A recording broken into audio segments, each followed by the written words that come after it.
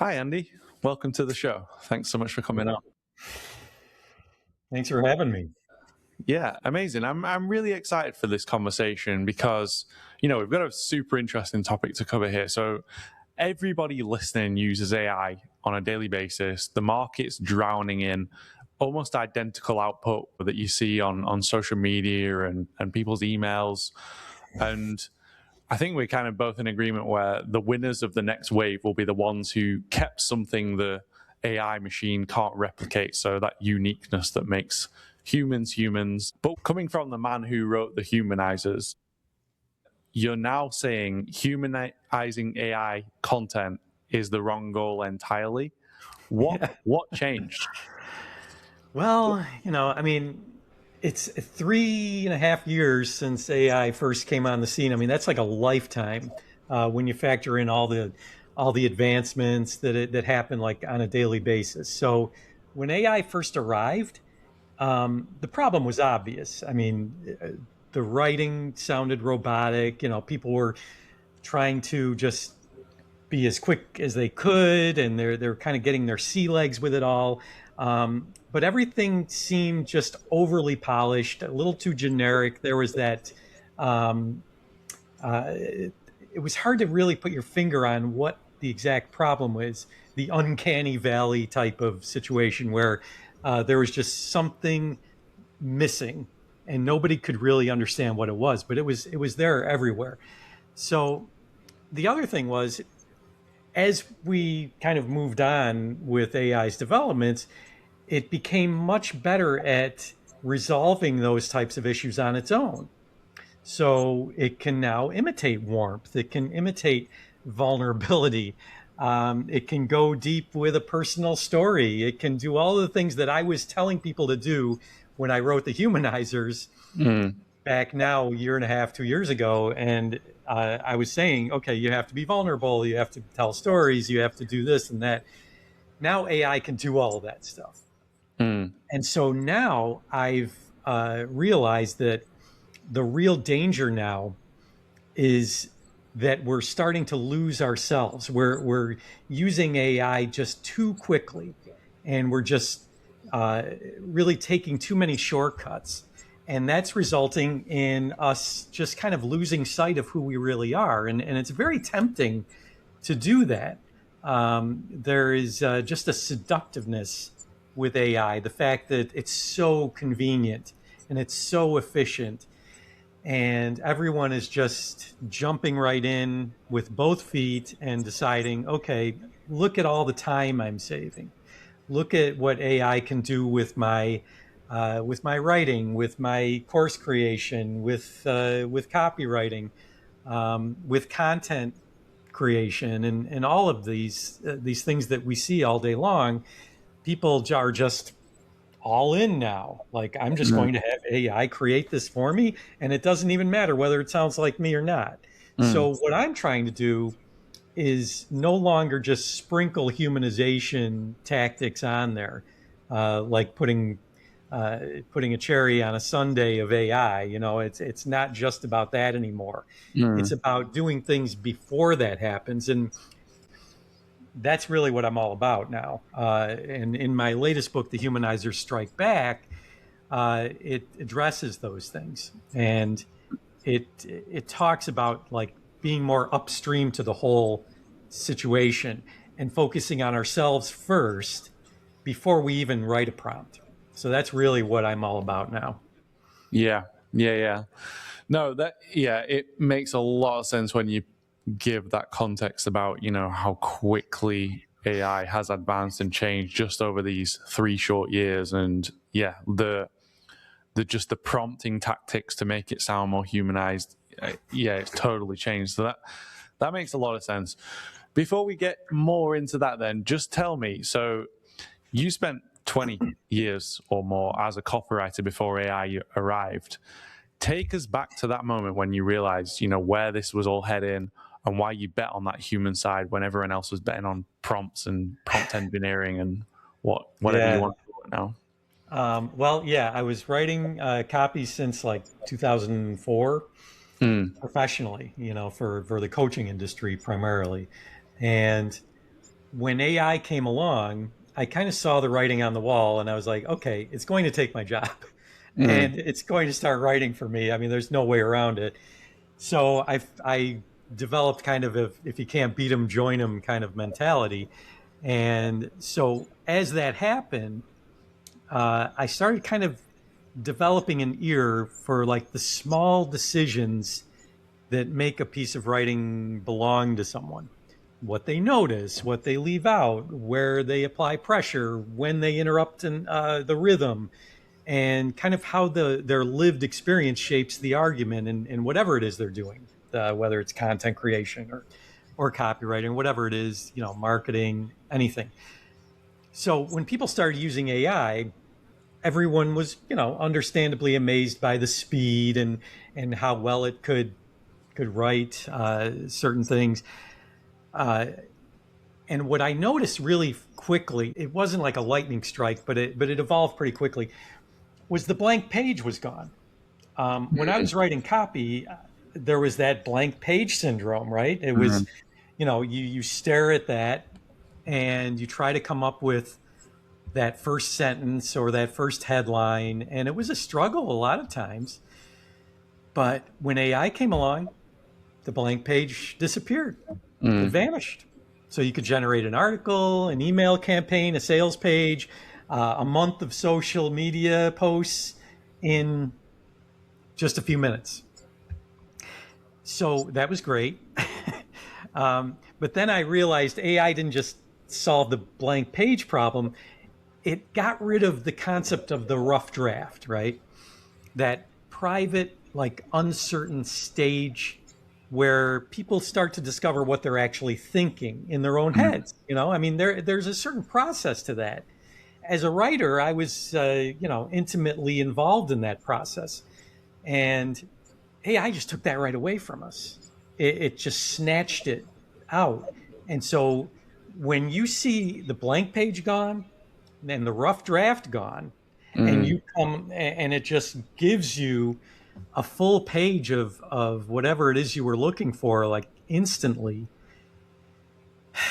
that can be a slippery slope. And so you get lulled into this convenience of just, okay, now it's all about prompting. All I have to do is write a good prompt. Boom, it gives me a finished product, and I can just get on with my day and look at all the time I've saved.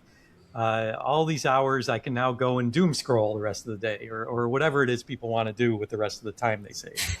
But what people don't realize is that, um, and what I'm really trying to get people to do is preserve their own judgment, Mm. their imagination, their own taste, their lived experience, their own points of view that gave those words value. Because what I'm seeing is, as this is evolving, all of this content's starting to look the same. Mm. You can't really distinguish one guru from another. You can't, like, you go on LinkedIn uh, or Facebook or Instagram. I mean, all these people are putting out content that could just be interchangeable. You wouldn't even know from one name to the next who's putting it out. And that's because they're all using AI. And I just feel like we need to back up, take a breath, and let's see what it's really doing to us as a species. Mm. What is this? What's happening here? We need to really slow down a little. And I really fear for the trends, what's happening now. I mean, we're at a breakneck pace of development, and it's happening right before our eyes as people are watching this.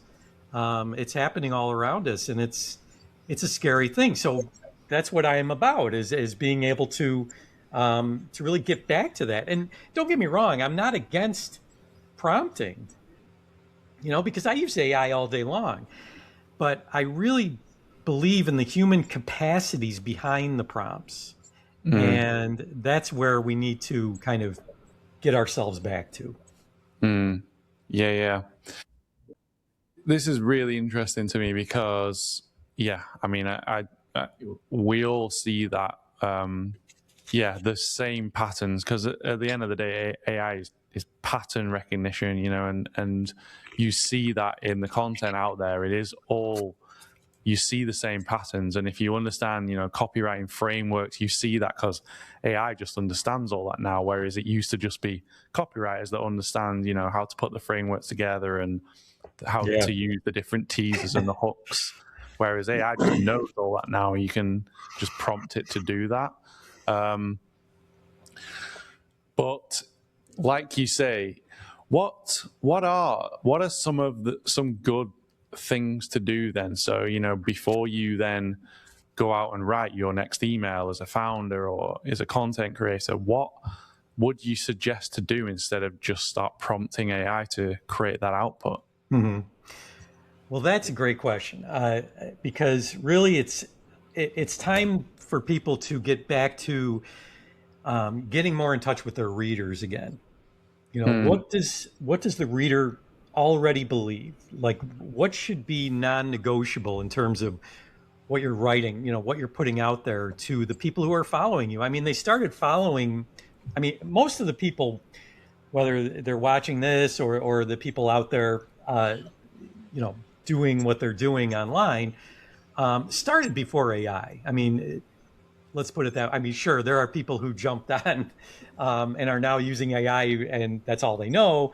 But for the most part, people remember what it was like before AI, and I think they need to get back to that. So instead of just saying for a prompt, write a promotional email for my workshop, a lot of people are just writing prompts like that.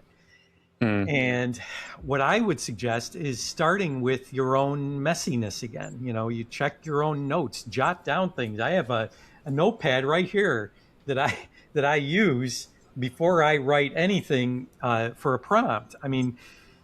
People need to really go back to consider the non-negotiables when it comes to their readers, what their readers want, what their needs are, what their desires are, what their pain points are.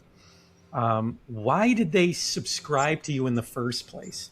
What was it about you that was uniquely yours?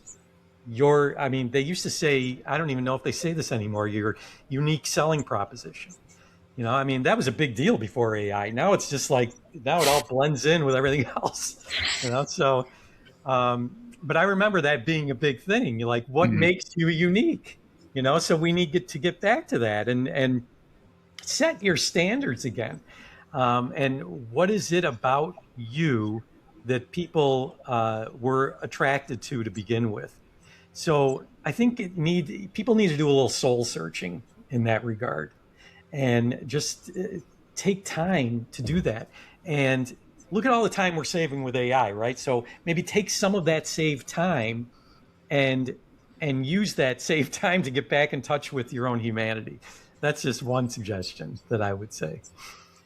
Yeah, for sure. And it's almost, it is, because we're in this situation now where everything's so fast paced and you don't slow down to actually, or you might not slow down to actually think through, what it is that you're wanting to say and how to put that across, and, almost sit in that space of presence and meditative process of writing, like you say, you had an intimate relationship with that. And it's kind of when you get into stream of consciousness and flow, and you just, you're writing a rough draft, but you're going to come back to it afterwards. So you're in that flow state, you're not editing on the go. And because AI can just create that first draft now, and then you go back and, change it and amend it, you're never really into that long period of almost a meditative process of writing or, thinking. So it is kind of that's lost. And I think that's kind of what you're also saying. I'd be interested to see like how much our brains are changing because of that lost form of a process that we used to just be, you had to go through that blank page paralysis, like you said as well. You had to push through that because it was like a discomfort, an uncomfortable situation, and you go through the frustration of not being able to put your words down on paper, not being able to put your thoughts across clearly. So yeah, it's really fascinating how quickly this is changing. And yeah, there's the way, like you just mentioned, of getting back to, slowing down and jotting down ideas and putting all that sort of context together first before you then, prompt an AI to create something for you. Yeah, I can see how that's just so critical. Yeah, and I talk about this in my book, and I talk about the first bid, not accepting the first bid, and this is where I'm going to get a little existential here, James, because this is really important, what I'm about to say, and I don't talk about this much out loud. I think about it a lot, and one of the things in my new book is I talk about is never accept AI's first bid. And what I mean by that is the first output you get from AI should always come under some serious scrutiny. And just to explain the reason here, when you get that first output, the usual situation that happens there is that AI has now taken control. It has taken the wheel of your mind. If you just let it do that, you leave on the table all of the creative potential that existed before that happened. Because a lot of times we give AI just a seed of an idea, right? And it just goes off and it probes its data sets and it gives you some output. And that can be fine. It can be wonderful. It can be just amazing, right? But what you left behind, you may never see again. You may never think of those things again. And it's time it's time for us to look back at that. And I kind of grieve for that almost. There was some serious creative energy, a lot of creative potential that goes away when you take that first draft from AI. You take your first draft. Okay, now I have this first draft from AI. I will now work from this. I will no longer work from this, from what's in my head. I now have this that I can work from. Before AI came along, it was all this. Everything was happening inside our frontal cortex, and from beginning to end, from first draft to final draft. When we take AI's first output and just accept that, or we just sprinkle humanization onto it, that's a really slippery slope, number one. But number two is you've left to the nether regions all of what might have been in your own head. What could have happened? What if some life-changing or world-changing idea was in there and you just cast it aside? Because now look what I have. I have this great first draft. So that's what's dangerous, and that's the first bid where I say don't ever accept it. Okay, and that doesn't mean the first bid is terrible, but it could be, and it usually is, good enough to end the search for whatever it is you're doing. All right, because once that first draft appears from AI, you have an anchor. You stop asking, what do I really think? And you start asking, okay, how can I improve this? How can I humanize this? All right, so you're now making decisions inside a structure that a machine created instead of inside your own head. So even when you revise it, you might simply just be decorating its assumptions, if you know what I mean. So there's a lot of premature closure going on out there right now, billions of times every day across the world, billions of unrealized ideas by humans. So I really encourage the folks watching this to kind of pause and ask, what did this first draft from AI just decide for me?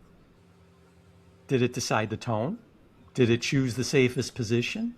Did it remove a contradiction that was actually interesting? Did Mm. it create some neat, polished conclusion where I'm still genuinely uncertain in my own head? And now it is. Now it's done. That uncertainty, those questions. So yeah, that's a big thing, and I Mm. think we're going to be seeing the collateral damage, if you will, from that type of situation that we're all going through as a society. Mm. I love that. I love that. That makes so much sense, and what you said there about it, yeah, it's really asking those questions. You mentioned some questions there to almost question yourself, question AI's output, and it's the quality of those questions increases the quality of the outputs over time if you just sit with those questions, because that's kind of what you're doing when you're ruminating and writing and outputting your own thoughts. So yeah, really interesting. I love that. And and James, I don't want to come across as a Luddite or whatever, someone who just I'm anti AI, no more technology for me, um, because I think there's a lot of potential still with the subsequent drafts, with Mm, other iterations that happen after the first draft. And I came up with a process that I'm going to be rolling out soon called Pretzeling. mm, And what that is, just like a pretzel with the curvy designs, there's 7 things that I do when I get that first draft. First, I apply pressure. Then I reverse an assumption, and then I introduce specificity and contradiction and tension. I throw in my lived experience, but I do all those things as part of the prompt. So you really need to think about your own humanity while you're prompting. You need to stay conscious in the process. So I don't want to just tell people don't use AI anymore. Just do your own stuff, and because there are things you can do with that first draft that creates some synergy with what you started with. mm. So you merge the two, and that's what I'm rolling out and doing things and experimenting and doing all kinds of laboratory work in the things that I'm doing now. So that's kind of what I've been up to lately. So I try to just keep the human inside of the process is basically what it's about. Yeah, yeah, yeah. And you've so obviously you're still writing books. You've got a new book. You've grown a Substack from 0 to roughly 900 in just the last year. Are you writing every essay yourself? Are you creating or using AI there? How's that process work when you're writing like your Substack? AI gives me ideas. It helps me with titles, subtitles. I might ask it to polish some things that I will have put out there. It's a team effort, Hmm. but I don't just take an AI draft and paste it in Substack, Mm. because people are counting on me, and I don't want to be a hypocrite and just say crank out all this anti or this pro humanization stuff that's all AI, and so I try to practice what I preach here. Mm. So I treat the humanizers less like a content channel and more like a public laboratory. I let people kind of see what I'm doing. I write about questions that I'm wrestling with myself. So Mm. I don't just say, this is how it is, this is how it's going to be, this is the method. I'm more like, you know, what is happening here? One of my favorite questions that I put out there lately is, who are we becoming? That's kind of the question that I'm constantly grappling with as humans. I mean, what is happening to us as a collective society as AI is just taking over? Like the big thing now is having AI agents clone you. I mean, clone yourself so you can look how productive you can be when you have a clone. Like you have this whole team of agents now that will do all the work for you. So if that happens, what's left of us? So this Mm. is the type of stuff that I write about in my Substack called the Humanizers, uh, based on the book. And I also think like continuity matters. Like I'm not publishing just disconnected observations just to stay visible out there and to get likes and shares and things like that. I don't really, that's not what I'm doing it for. And yeah, I'm approaching 900, but there's people out there in the tens of thousands of followers, and people merge their email lists into Substack, and then go on there and say, "Look at how many subscribers I have." I've got 25,000. No, I grew that from zero Mm, organically, and I'll be happy when I hit 1,000. But I won't be like, "Look at me." It's mm, more just I'll feel like the message is getting out there. That's what I feel like. It's a mission. It's a movement, that I'm trying to create here. hmm. So when I see my subscriber count, all I think about is, okay, good, the movement's growing, because there's a lot of consequence to this that I really need to get that message out there and get the right people talking about it. Mm. So that's what I'm kind of trying to do here. Yeah, yeah. That actually must be a hard thing not to do. So, you say you grew your Substack from zero, from scratch, when, you've got an email list that's much bigger. You've got, hundreds of like paid members in a membership community. So yeah, actually doing that and not, merging and like kickstarting it that way must be a difficult thing to do. Yeah, it's tempting, to just get Yeah. my AI Success Club. That's the membership that I Hmm. founded with Denise Wakeman, who is a legend with like blogging and things for the last like 25, 30 years. Um, and the two of us formed that about a month after AI actually came out on the scene. So while all these other people were wondering what's going on, we actually formed a membership site. And that was when I first started Humanization. And I came out with a course back then, and we put it in the club.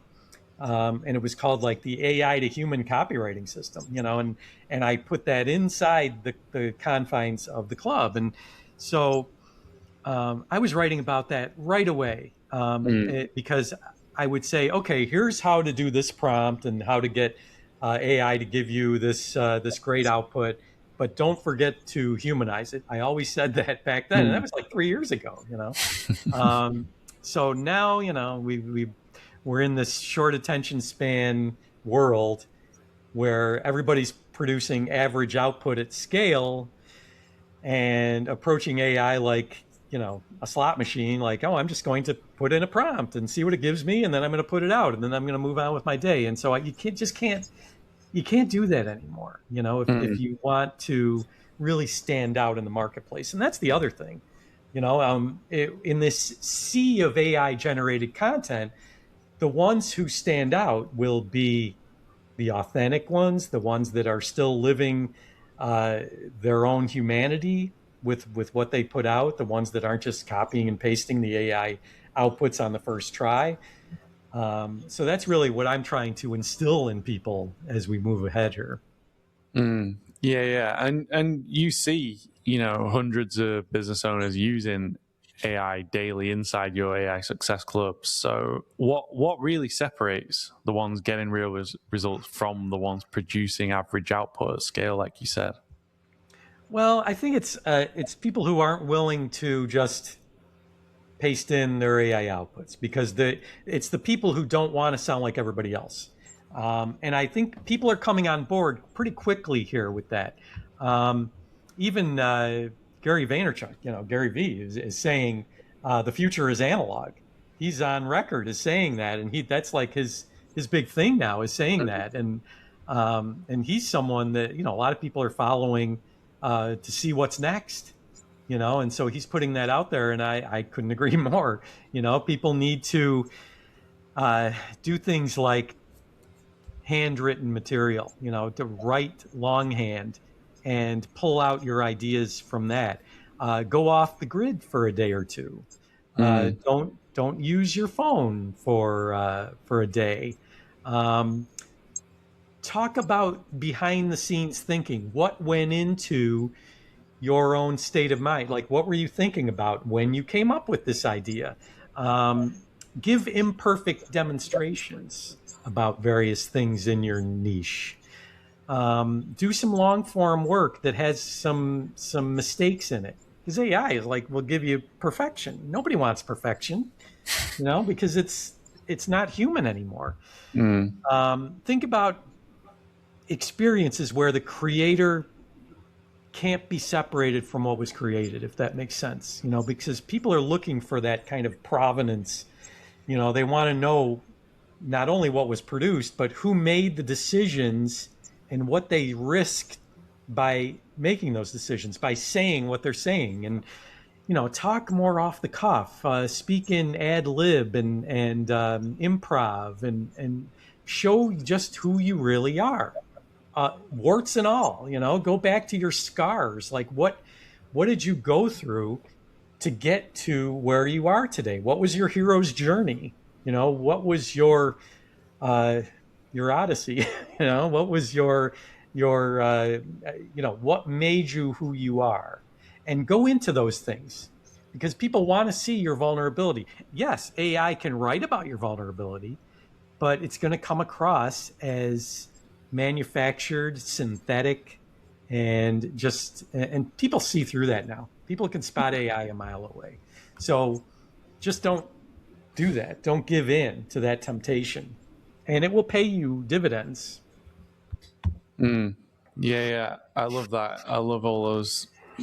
It's just the other weekend I went away camping and just I wasn't on my phone. I was connected to nature, just out in the everything was slowed down and it felt like a while since I've done that, and I felt so much better when I came back to work after that weekend, just because I felt like a real reset, and I felt fresh and more able to create. So yeah, things like that are really important right now, I think. It's refreshing too. It makes you feel better about yourself when you do that. Mm. It gives you back a sense of pride in your work. Mm. Because that's the other thing. I mean, I could talk another hour about AI guilt, like AI imposter syndrome, things like that. Like AI is people who are using AI so much now might feel like, who am I anymore? Like, Yeah. what am I doing? Mm. If AI is doing this and then you get compliments like, wow, that was a great article you wrote. Like, thanks, I guess, and because it's kind of like how people. I think I wrote something like this on Substack. When you're walking your dog and you have a cute dog, like I have a really cute dog. She's laying right over here, the cockapoo, and people will say, "Oh, you have a beautiful dog." Like, what do you say to that? Do you say thanks? Like, I didn't give birth to that dog, but it's not, you know, and she can't say thanks. So it's like, yeah, isn't she's really cute. You're right. But it's like, it's kind of the same thing, like great article. Like, yeah, it was a good prompt. I did a great prompt there. It was well written. Like, so there's that, there's like, okay, how much credit do I really take here for this Mm. stuff? So. Yeah. That's so true. That's such a hilarious example. But yeah, it's so true. Like, yeah. Yeah, very, very interesting. So you're building the Humanizers Underground for what comes after this humanization goes mainstream. What's that then? Who's that for, and where do people find out more about you and about that? Well, thanks for asking, James. The Humanizers Underground is my latest thing. It hasn't been released yet, but you can get on the interest list at thehumanizersunderground.com. And if you're seeing this and it's already launched or whatever, you can still go there and you'll probably find a landing page or something. But basically, it's for creators, founders, writers, professionals who are thoughtful about what they're doing. Like they want to use AI, but they don't want to hand it just the final word with everything. They're not anti-tech. They use AI probably every day, but they kind of sense the efficiency of it isn't the only thing at stake here. And they want to cultivate that discernment, to know what to accept, what to challenge, and what to cast aside as not me. And I'm building it. It's more of a lab, kind of like the Humanizers on Substack, and actually, it's going to be a separate tier from the Humanizers Substack, so you can join from there. But it goes a lot deeper. It's really going to get in my head about various topics with, like what I was saying with the AI guilt and the AI imposter syndrome. There's people with like that that book, The Big Leap by Gay Hendricks. It talks about the upper limit problem. There's people who use AI and are starting to feel like, okay, there's only so much I can still do because I have this upper limit problem in my own head. So it gets into some psychological issues with AI. It gets into like copyright, just all kinds of things with it. So there will be, I call them case files that I'll be talking about every week or two.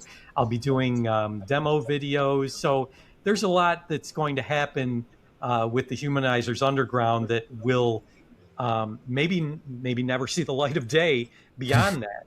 But it's kind of an incubator for my ideas. So that's where I want people to kind of see what I'm up to, and that's where they can go to do that. Amazing. That sounds really interesting, really exciting. Thanks so much, Andy. Thanks so much for coming on and sharing your insights. I really appreciate this conversation. It's definitely such an important topic to be exploring right now, as AI just becomes more and more prevalent. Well, thanks so much. It feels good to talk about it, because I don't do a lot of like videos and stuff. It's mainly writing, so it's nice to talk to someone about this. So get it off my chest. No, so really thank cool. you for having me.